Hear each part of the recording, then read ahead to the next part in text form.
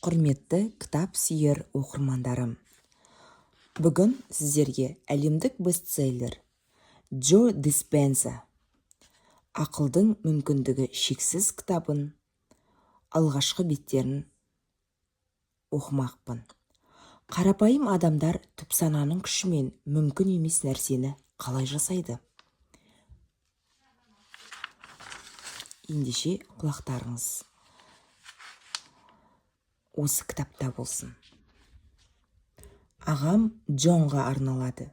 Ол әрқашан шынайы мистик болған және солай болып қала береді деп Джо Диспенза кітаптың алғашқы бетінде осылай қысқа нұсқа жазба қалдырды. Алғы сөз. Адамзат тарихында қарапайым адамдардың өмірінде болған тылсым оқиғалар, оларды ақыл-ой шеңберінен тыс әлемдерге алып кеткен жағдайлар жиі кездеседі.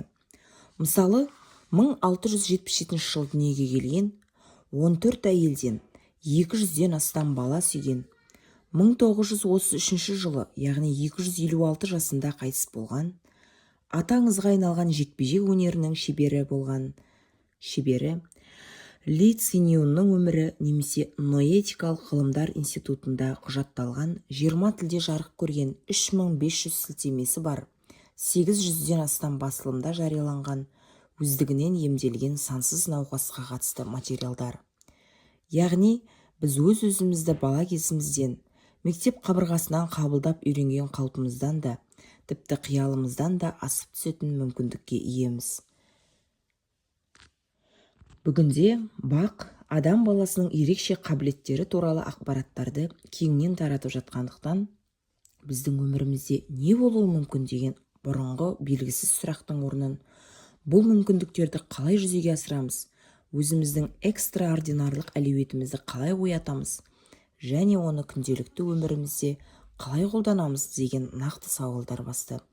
Ал сіздің қолыңыздағы ақылдың мүмкіндігі шексіз. Қарапайым адамдар түпсананың күшімен мүмкін емес нәрсені қалай жасайды? Кітабы осы сұрақтың барлығына жауап береді.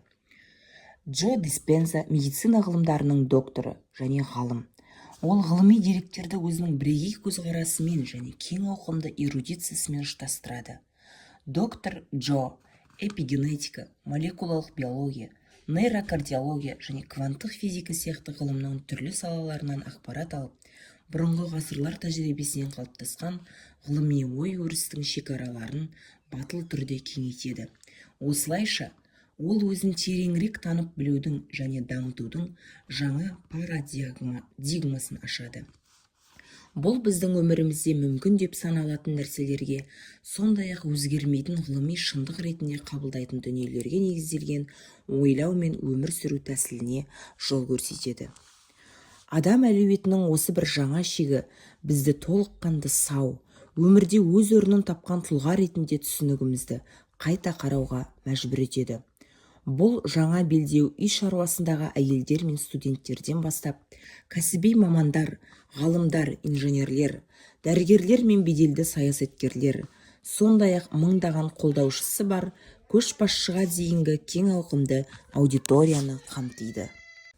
Мұның себебі, яғни доктор Джо жұмысының кең ауқымды қамтуының сыры, оның әдістері ғасырлар бойы даналыққа жетелеген ұлы ұстаздардың тарихи тәжірибелерімен үйлесімділігінде жатыр. Оның моделінің өзегі қарапайым, өз әлеуетімізді арттырудың нақты тәжірибесін бастан кешірген кезде, біз оны жай ғана өткермей, енді сол тәжірибені күнделікті өмірде толық меңгеруге ынтамыз артады. Ақылдың мүмкіндігі шексіз кітабы әр адамға өзінің жеке жолын таңдауға мүмкіндік беріп, физикалық, психикалық, денсаулық пен қарым-қатынас салаларының ең жоғары әлеуетіне қол жеткізуге бағыттайтын алғашқы нұсқаулықтың бірі. Бірде мен йога шеберлерінің бірі өз шәкірттерін шекті көзқарас, сенімдерінен арылту үшін дәл осындай тәсілді қолданғанын көрдім. Бұл оқиға Тибет үстіртіндегі үңгірде өткен.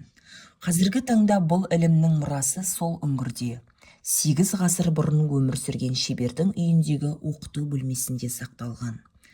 1998 жылдың көктемінде мен батыс Тибет тауларында ғибадатшылар тобын басқарған болатынмын.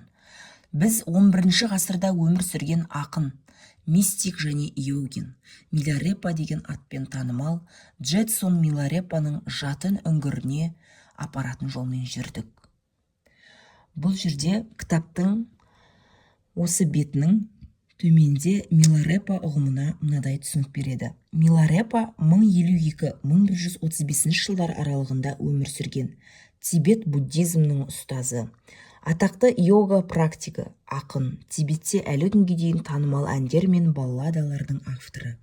Кагью мектебінің Тибет буддизмдегі 4 мектептің бірі, яғни медитация арқылы ағартушылыққа жету мектебі. Кагью мектебінің негізін салушылардың бірі Миларепа. 12 жылдық медитациядан кейін Миларепа Важрадхара, толық ағарту деген мағынада күйіне жетті. Яғни 45 жасынан бастап Дракар Тасо үңгіріне қоныстанып, кезбе ұстаз атанды. Миларепа көптеген медитация мен йогалық тәжірибелерді меңгеріп, өзінің шәкірттеріне үйретті. 1980 жылдардың басында мен йога ұстазымнан алғаш рет Миларепа туралы естідім. Миларепаның өмірі мен оқиғалары маған ерекше әсер етті.